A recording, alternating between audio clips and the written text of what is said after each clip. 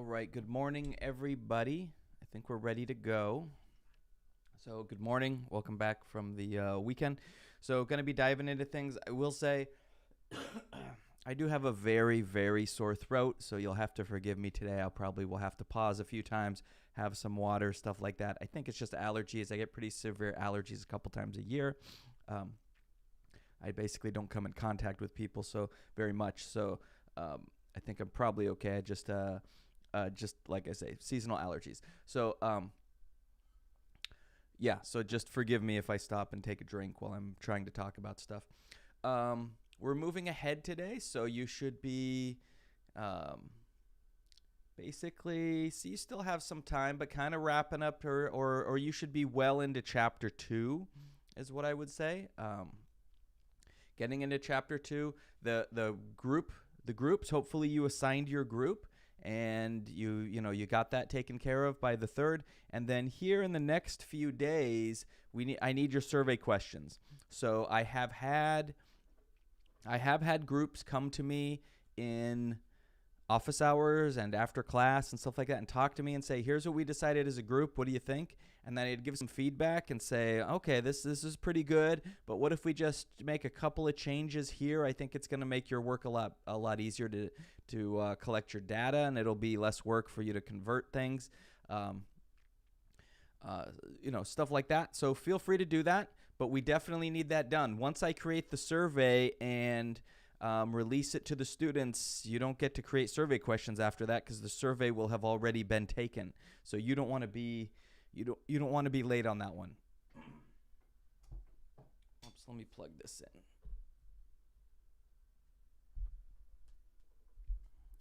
Okay, so make sure you're getting those survey questions posted. If you have questions, come see me, right? And then we can take care of that.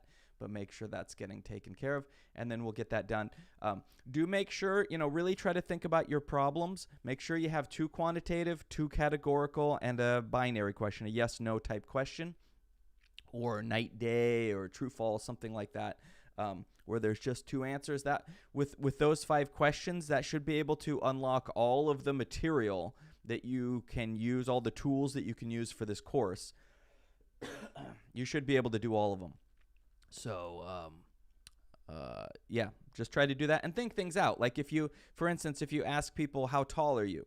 Well, some people are going to answer, I'm 5'9", and some people are going to say, oh, I'm, what would that be? So like 69 inches or something like that.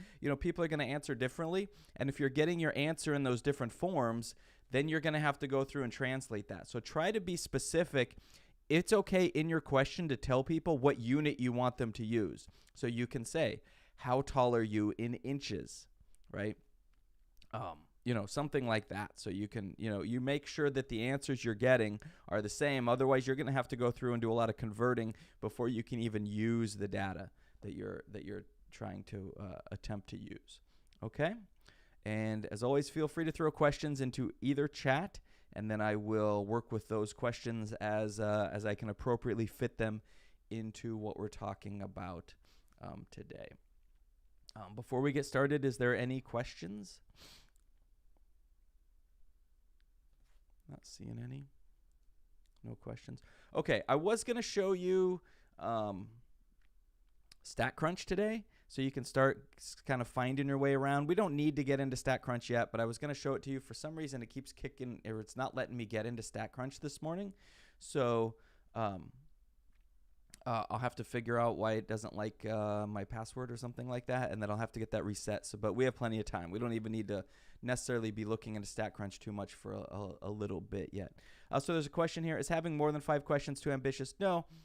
There certainly are times when it would be appropriate to have 6, 7 questions if you wanted. If you're getting to like 10 questions, might be a bit much, but certainly those are... 6, 7 questions is not bad at all.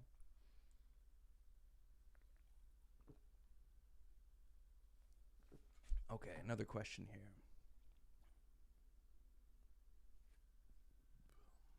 Could you explain what a qualitative question is? I know you already answered this question, but I forgot. Yeah, sure. And this is really important. This is one of those things where, like, You kind of just need to get to the point where you know this naturally, and I know you're all learning it new now, but it's going to be important for the entire rest of the semester because when you're dealing with quantitative data, you're going to have certain types of tools to use. Qualitative data, a different set of tools to use. So you always have to be real comfortable with what kind of data you're dealing with because otherwise you'll end up trying to use the wrong tool, and then it's going to not go well at all, right? So you have to make sure you're using the right tool for the right job.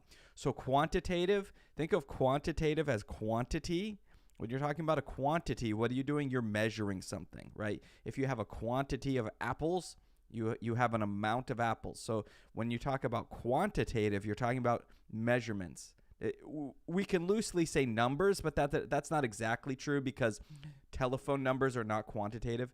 But if you think about the word quantitative, that's quantity. You're counting how many of something that you have. It's a count. Qualitative is about the quality of something. And oftentimes in everyday language, we use quality to mean like whether something is good or bad, like a low quality television versus a high quality television or stereo or speakers or something like that.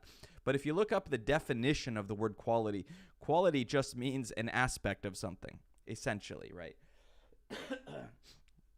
So a quality of something might be that it is orange or that it is heavy or, that it's aerodynamic, right? You have these different qualities, these different characteristics of something. So qualitative data describes the data in some way. It's giving you an understanding of what that is. So the go-to I always go with is eye color, right? With eye color, we could have everybody in the class tell us their eye color, and people would fit into certain categories. You're going to have a whole bunch of people with brown eyes. You're going to have a handful of people with blue eyes. You're going to have some people that have like a green hazel eyes, right? You're putting people in these different groups, but that's descriptive. You're not counting anything. There's no numerical analysis going on, at least not at the beginning, right? You can still run hypothesis tests and stuff like that on qualitative data, but, we can still run advanced tests on some of these things. But that's what we need to know is which type of data am I dealing with. So qualitative is more about a description of a thing, and it's oftentimes called categorical data, things you can put into categories, right? Blue-eyed people, brown-eyed people, green-eyed people, right? Whatever you end up having. So quantitative, quantity is measurements, numbers, loosely numbers, but we know that's not quite the whole definition. And then qualitative tells you about the quality of something, right? Some characteristic of that thing. So you want two of each of those. Why do you want two quantitative? Because as you're going to see in an upcoming chapter, you're going to start looking at things where, I believe it's chapter 4. Yeah, chapter 4, you're going to start having two of these measurements you look at the same time. You're going to have one on the x-axis and one on the y-axis. I just did that backwards, but x-axis and y-axis. You're going to have them on the same graph at the same time. You can't do that if you only have one quantitative question. So try to pick quantitative questions that you think you can tie together in some way, like height and shoe size. Is it true that people with bigger shoe size also tend to be taller? You're going to find that overall that's true, but it's not true with every single case, right? You can't take two people, one person has a bigger shoe size, that guarantees they're taller. But overall, a person with larger shoe size is more likely to be taller, right? So that's the kind of analysis you want to be making. So when you're picking questions, try to pick two quantitative questions that you can try to relate in some way. For instance, you might have a quantitative question. How many hours do you work per week currently, and how many credits do you take currently, right? And then you can go through, you could look at those and you could see, is it, because there's different types of relationships that we could come up with. It could be that the people who work more hours take less units because they're working more, or it could be that the people who work more take more units. We don't really know until we've seen the data, right? A lot of times, and this is sort of I think it's actually a problem at this point, where people sort of live inside their heads. They come up with something that seems logical to them and just go, oh, yep, that must be true. It seems logical. It's got to be true. But a lot of times in life, things are more complicated than that. So you could make an argument either way and say, well, the people who work more hours are less likely to take more units in school because they don't have as much time, because they're working more. That's a reasonable sort of hypothesis to make before you start working on something. And someone else could say, and I think it's the other way around. I think the reason those people are working more hours is so that they can pay for their college. So I think that the more people that are 18 to 20 work, the more units they're likely to be taking, because they're trying to pay off those units. Both of those are very reasonable arguments, right? But so a lot of times what we have in society now is people just take that idea and go, yeah, I must be right. It makes sense to me, so I'm right. And I don't care what anyone else says. I'm just right. Right? But what you need to do is test it. You need to test that idea with some type of facts or data. And a lot of times, when we talk politics and stuff like that in real life, there's already data out there. You just have to go see if the data supports what you're talking about. In this case, you're going to create your own data and work from it. So then what you could do is you could take your collection of, here's how many hours people are working during COVID. Here's how many units they're taking during COVID. And then you could put them on you'll do the stuff that we look at in Chapter 4 and see if there's a connection. I could see the connection being either way I just described. It could be that the more hours people work, the more classes they take, or it could be inverse. It could be the other way around, or maybe there's no correlation at all. Who knows, right? But we won't really know until we look at the data. So you want to try to be one of these people that thinks at a higher level, which is to say, just because you come up with an idea and it makes sense, that's not really good enough. Like, that's a good start, but if you just go around making decisions based on that, you're going to be wrong a lot. So it's a good idea. You go, this makes sense to me that people who are working more are doing that to pay for more units. Let's see. And then you look for some kind of data by either creating your own or finding data someone else has done and see if that's true.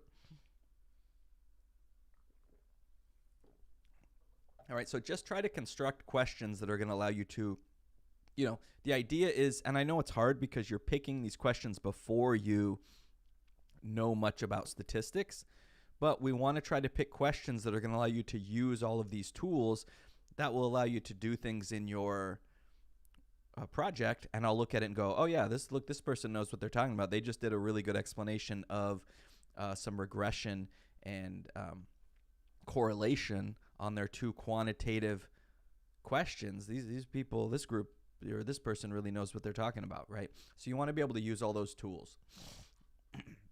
So try to have your questions can vary a little bit. And I've been seeing this when people are asking me questions in office hours. Your questions can vary, but you want to have an overlying, a theme to your questions. They shouldn't just be 5 random questions that have nothing to do with each other. It should be like what I was just talking about. So your group might be interested in how work and school have changed during COVID, right? So then your questions could be about, well, how many units did you usually take before COVID? How many units do you take now? How many hours did you work before COVID? How many hours do you work now? These kinds of questions. So right there, that's 4 quantitative questions? That's fine. If there's 4 quantitative questions that are going to allow you to tie things together and make sense of it, go for it. Okay, so do that.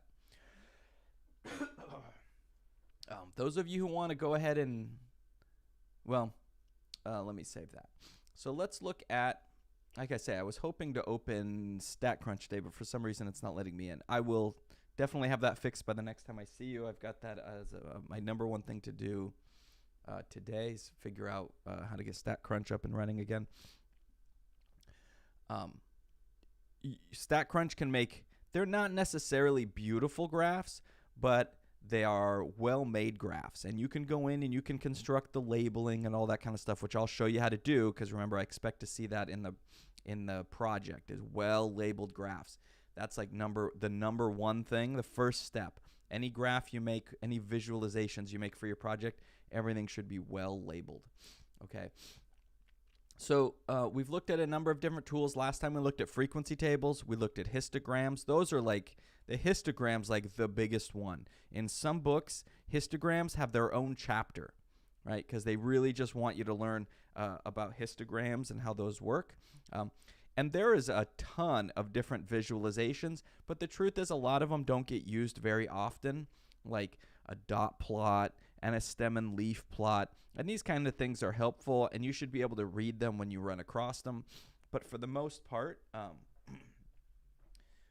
for the kind of work that you turn in at your job, or the kind of work that you're going to be wanting to put on, say you have a presentation to do, a lot of the times your go-to is going to be a histogram or some kind of version of a thing like that, either a histogram or a bar chart or something like that.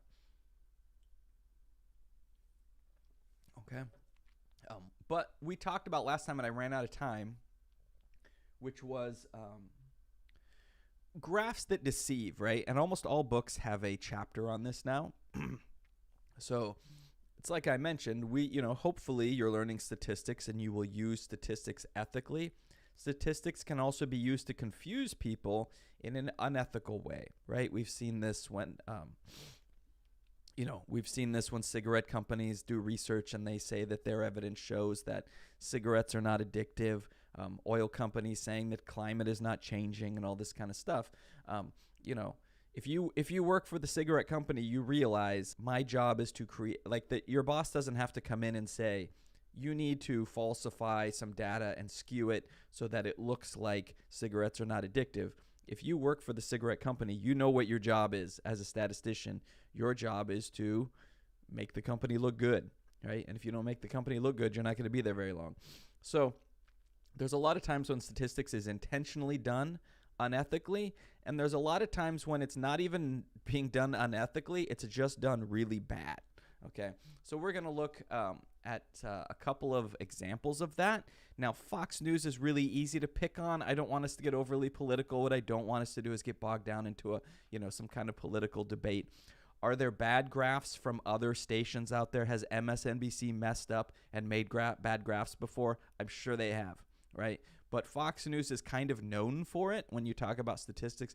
People have set up entire websites just showing all the different ways that the Fox News graphs are what can only be argued as intentionally misleading, right? This is not the kind of thing, it's the stuff we're going to be looking at is the kind of stuff, but that by the time you complete this course, you will understand, this is not the proper way to give this information unless you were trying to be misleading, right? So we'll look at some examples of that, but there are examples of other news stations that do it. It's just easier for me as the teacher to find the stuff on Fox News because there's so much more of it, right? There's just so many examples of them doing things poorly.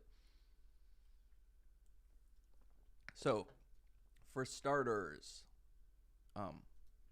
so Fox News kind of got off track here right from the beginning. Let me move this over. For starters, it's actually highly recommended that you don't use pie charts, right? A lot of people want to use pie charts because, they're easy to make, not by hand, but they're easy to make with Excel. If you use Excel on Windows, or I imagine, I don't think I've done it, but I imagine like Google Forms, or is it Forms or Docs or whatever, I imagine can make an easy pie chart. StatCrunch can certainly make you an easy pie chart. They're actually not great, okay? So there's a couple reasons. Before I get into why this is a terrible graph, I just want to talk about why pie charts in general are, most books recommend don't use a pie chart because it's kind of like everyone's go-to. That and histograms. Everyone's like, I know pie charts and I know histograms. Let's make those. But pie charts are actually not as helpful as people think they are. For one thing, and also don't get lured in by like 3D. See how this picture here is kind of three-dimensional. A lot of stuff now looks 3D. It's actually oftentimes less helpful to have it three-dimensional because it distorts the shape of things rather than just a boring side-on view. You're going to get a little bit of distortion, right? Like those of you who have done any kind of drawing, once you change the angle, it changes the shape of things, and it makes it harder for your brain to judge the sizes of these areas that are in here. If you ever have to print stuff, you're now printing in colored ink for a pie chart, which is usually expensive, so your work may not appreciate it, and you may not appreciate it if you're the one paying for it. And I've actually read in statistics books where some of them will just say, don't use a pie chart, it's a waste of ink if you have to print it. But there can be times when it's appropriate. Here's one of the problems. If you look here, they've labeled each of these 70%, 60%, and 63%. Well, what if those weren't there? These three pieces would all look like they're about the same size. In fact, if anything, I kind of think like the blue one would look like the biggest region. So you can see it's pretty hard to tell, right? You can't really tell the difference between the 60% and the 70% if the numbers weren't written there. Meaning the actual pie chart itself is not helping you. You go, yeah, but the numbers are there. Right. So the numbers are the only thing that matters. The actual colored part of the graph doesn't make any difference because you can't tell the difference between the 60 and 70%, meaning we could take your graph away and it's just as informative. So that's another reason, is that it's actually really hard to judge the pie shapes and which one is bigger and how much bigger, when is one twice the size of the other. It's not as easy as people think it is. It's actually a very poor tool. So that's why it's usually recommended. Don't use a pie chart unless you really have a compelling reason why the pie chart is the right tool for what you're trying to do. Probably skip it. Okay, probably skip it. It's not as helpful as you think it is. So besides the fact that pie charts are usually a bad choice, Fox News managed to mess it up even more. This makes no sense. There's so many things wrong with this. The pie chart is supposed to show you percentages out of 100. So the whole pie should be 100%. But this whole pie is almost 200%, right? It doesn't make any sense at all. So, and it makes sense. 60% of the pie should be over half of it. So each of these pieces should be over half of the pie. They just scaled them down. So they must have had they must have told some intern to make a pie chart who had no idea what they were doing and stuck it up there. So this one, you can't even make the case that it's intentionally misleading. It just doesn't make any sense at all. It's useless. It's like someone just getting up there and saying random words. It doesn't mean anything. Now you might wonder, how do we get more than 100% on a question like this? Well, what you have to realize, and this is going to come up throughout your statistics as we move forward, it's really important to ask yourself when our questions are disjoint and when they're not disjoint. Okay, so if you only have a couple of outcomes, so let's say you ask this 2 questions. Yes, no, do you prefer to work out during the day? Yes, no, do you prefer to work out during the night? Well, those questions should be disjoint if everyone answers correctly and everyone understands, because the people who say yes, they prefer to work out during the day should be the same people who say they don't prefer to work out during the night, right? So essentially, those questions should not interfere with each other, because if you know someone prefers to work out during the day, you already know they prefer not to work out during the night. The options given up here, are not disjoint, right? This was where we said, this would have been what, 2012 or something? I don't remember. But what they said was, Palin, Huckabee, and Romney were all running. They were trying to win the. Well, I forget if those 3 were going for VP or if they were probably going for the actual nomination. Anyways, they're all running. And, if you're in that party that likes Palin, Romney, and Huckabee, then you might be okay with all 3. And it looks like most people were like, yeah, I would take Palin, but also I would take Romney, and also I would take Huckabee. So a lot of the people that would take Palin also would take Romney. So in other words, when they answer one answer, it doesn't keep them from answering the other ones as well. They're not disjoint. Here we have an overlap. We have people who like Palin and Romney at the same time. That's why our total comes to more than 100%, because it's not just one choice. You don't get just, like, if this question was asked, pick the one person that you want to win between these 3, then this would be out of 100%. Your pie chart would make sense. It still wouldn't be a good choice to use a pie chart, but you could run it and at least it would be a legitimate pie chart. Whereas this one doesn't make sense, because the same person might say, yeah, I'll take Palin, Romney, and Huckabee. I'll take any of those 3 over what's going to happen on the other side of the aisle, right? So that's what you're getting here with this picture, is a graph paired with a completely inappropriate question for that type of graph. This is why I'm saying it's really important that you get yourself comfortable with the type of data that you're dealing with and which tools are the right tools to use with that type of data, because it's unforgivable for Fox News to do this, because they're a multi-billion-dollar corporation. They really ought to know better. I'm sure they have some statisticians walking around in there to make these visuals, but they gave it to an intern or something. But as a person who is new to statistics, as a intro to statistics student, you're not as knowledgeable yet about which tools go with which types of data. So you have to be very careful so you don't end up doing something like this, because this just screams, if I see this in a project, this yells out, I have no idea what I'm doing. None of anything we learned makes any sense to me. Is kind of what that says if you do something like that. So, right, I'm not saying this one picture is going to get you an F or something like that, but, when I'm watching those videos, I'm looking for things, again, it's all a judgment of how much you've learned. So I'm looking for things, oh, look what they just did. They understand correlation. Ooh, look what they just did. That's a good visual. This person knows what they're doing. And then all of a sudden this comes up and I go, oh, they don't know. There's a portion of this they don't know what they're doing, right? So just, make this connection between the types of data and the tools that go with that type of data. And you can just double check in your notes if you're one of the people taking the notes. I know some people are using those notes, some people are not. You can check back in the book, watch the videos again, whatever you need to do to double check that you're doing the right thing. Okay, here's a big one. Here's probably the thing that most of the graphs that I've seen on Fox News that are misleading fall into something like this, right? And this is something you need to be aware of as someone learning statistics. So the problem here is that we did not include a 0 on the scale. So this is a very easy way of manipulating information, is to control the scale of the y-axis to be whatever we want, because most people are not going to zero in and look at the y-axis. What people see when you flash this up there in a presentation or on a TV screen on Fox Business News or whatever, what people immediately see is this bar right here is about 5 or 6 times as high as this. So whatever quantity is being represented here, this one is 5 or 6 times more. That's what your brain immediately decides when you see this, right?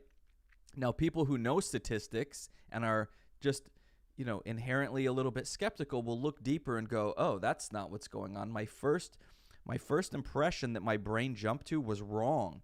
This over here, this quantity is not 5 or 6 times this quantity. It's slightly more. But that was the whole point, right? The whole point was to show this on the screen and get most people watching going, ooh, this is look how much this jumped, right? Well, when you look at it, you go, so this is the top tax rate. The top tax rate went from 35% to 39.6%. Now, not to get in a political conversation about tax rates, but that's not a huge jump. That's less than 5% jump.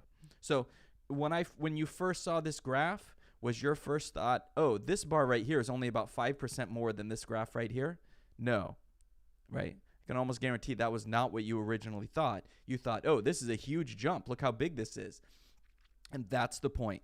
People will create graphs to give you an impression, to get you scared, to get you to have an emotional response, to get you to jump onto whatever it is they're trying to convince you of and go, yeah, oh yeah, I see what you're saying.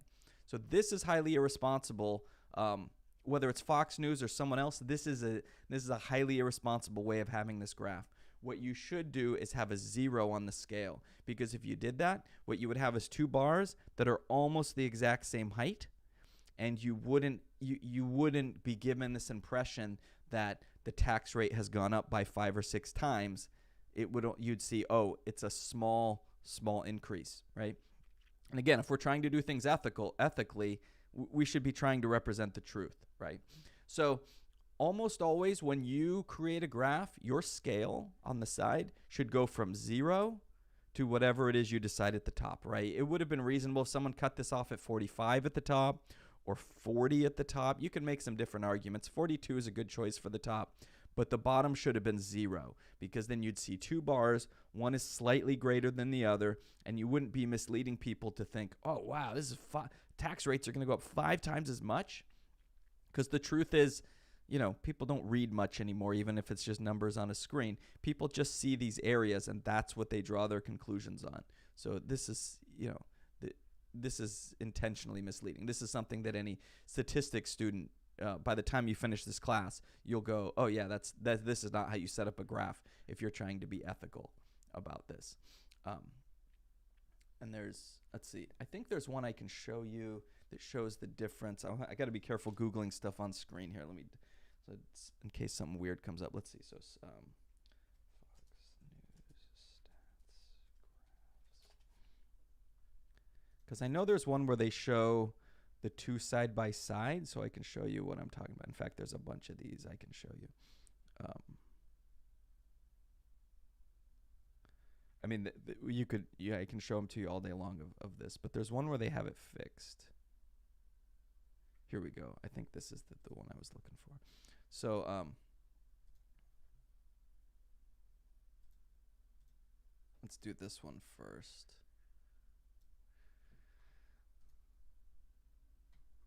Where was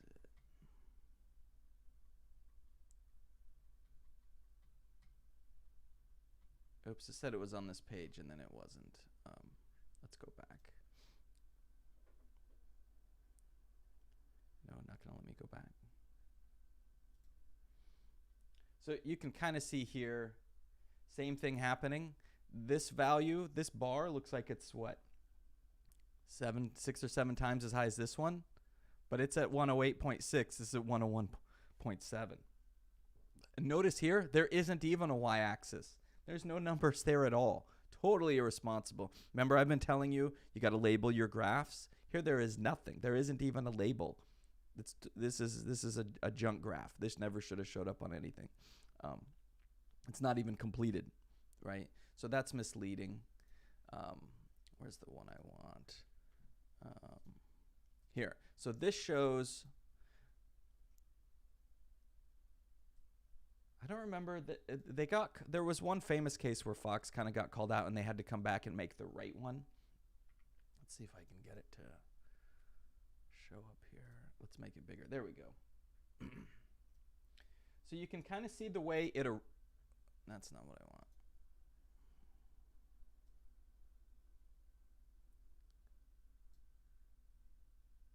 You can see the way it originally aired, right? We're doing that same thing. Look, no axis, no label on the axis. That should be a red flag no matter who's doing a chart. If you don't see a y-axis that's labeled with numbers, you should immediately stop and go, this person's either misleading me or they have no idea what they're talking about. Either way, don't put much faith in that graph.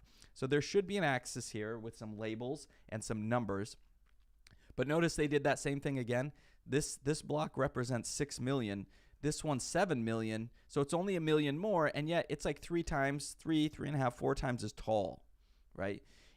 When they go back and they make if you include a 0 scale, which again, they haven't even included. The 0 scale is still not there. But notice how these bars don't look as different anymore, right? The 6 million to 7 million, you go, okay, yeah, there was an increase, but it was kind of a slight increase. This gives your brain that first impression is very different than this one over here. So when deciding which one of these to use, the only question is, am I trying to be misleading or am I trying to be ethical and honest? That's how you'll decide which of these graphs you're supposed to end up using. And again, they're both bad because they're missing the axis here, but either way, this one you can see is actually, even though it's not labeled, is starting at 0 and going up. So you get a much better sense of scale of these things. Okay, so that's what that should look like. Okay, where am I? Right, and if there's any questions along the way, feel free to ask.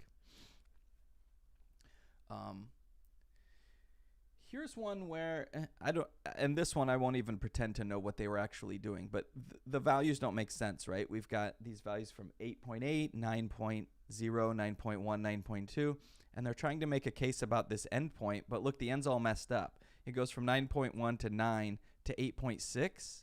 Well, how is this 8.6 if this is 8.8?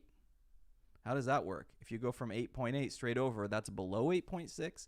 So you could mark it up to a mistake, but then it's kind of the whole point of the graph is what's happening at the end. So if you mess up the whole thing, it's a little suspicious, right? But either way, it doesn't matter what they were doing. It's wrong, right? What they were doing is just, from a statistical standpoint, this graph was constructed incorrectly. At least they did use now they're actually putting some values over here on the y-axis. So at least there's something rather than that graph we just looked at that had nothing, right? That's not good. Here's another one, right? When you first see this, you get the impression that like whatever we're measuring went from this to like 5 times as much in 2 years. And then you look and go, oh no, they went from like 97 million to 107 million. Much less of a difference than this graph would indicate, okay? What you're supposed to do, because it could be argued that, well, if our scale on the left here went from 0 to 108, those bars would all be roughly the same height, so you wouldn't see much difference, and it would be really hard to tell the difference, right? So what you're supposed to do when you do something like this, you'll see a lot of times they put a kind of a scribble on the y-axis to draw your attention that there's a break, that it's not an evenly continuous scale. There's a break in it where you jumped from one value to another. You're supposed to put something there to draw the attention that that's what you did. Okay, how are we? Here's another one where you have to be careful. These are questions where, people ask some questions. Did scientists falsify research to support their own theories on global warming? And they're asking their specific group of people. But people say somewhat likely, very likely, not very likely. Well, if you're somewhat likely, if you're very likely, you're also somewhat likely, right? You're like, yeah, are you somewhat likely? Yeah, I'm pretty likely. Are you very likely? Yeah, I'm also very likely. So you're double counting people here. So when you look at this, it looks like there's 3 different choices. And when you look at the numbers, you go, oh, that adds up to like a lot. That's almost everybody. In fact, oh, sorry, you can't see it from the... You go, oh, that's all, like almost everybody. In fact, if you actually add the numbers, which no one would probably actually do except for a very small percentage of people, you go, wait, that's more than 100% of people. And then you go, oh, I see what's going on. They asked questions that people could answer yes to more than one piece to make it seem like it was more people. So now you have a lot of people. Rasmussen probably did their poll in the correct way. It's the summarizing of the data that came out poorly here. Okay, so again, not to just pick on Fox News, but they make it easy as a stats teacher to find really poorly done graphs. They make it real easy. It's not to say that other news agencies are great. Other news agencies mess it up all the time when they try to do statistics as well. It's not quite as blatant and it's not quite as obvious. But none of the news organizations do statistics well, I would say. Right, okay, so we have about 10 minutes to go. Talked about that, so you should be through chapter 2, looking at those. So again, when you're doing your project, don't go through and try to say, I'm going to do every single type of visualization or summary that applies to my project. I mean, you should be thinking about what are the ones that really help tell the story, right? So it's not like, because there's tons of visualizations. You got your dot plot, stem and leaf plot, histogram, bar chart, pie graph. You've got your time series graphs, and you've got, a lot of stuff. You don't have to do them all. Just do the ones that you think kind of make the case for what it is you're trying to talk about. So, excuse me. Where was I? So start thinking about, you can think about these things that you're learning when you're picking your questions. Is this question going to be a good, am I asking it in a way where the data is going to be easy to collect and to crunch? Am I going to be able to make a good visualization out of this? Am I going to be able to summarize the data well? That's what chapter 3 is. We start getting into the different types of measurements that you will apply to your problem. So that is things like the mean, the median, the mode, standard deviation, variance, which we won't emphasize variation in this class, but you should at least know what it is and be able to talk about it. Standard deviation is very important and will come up significantly.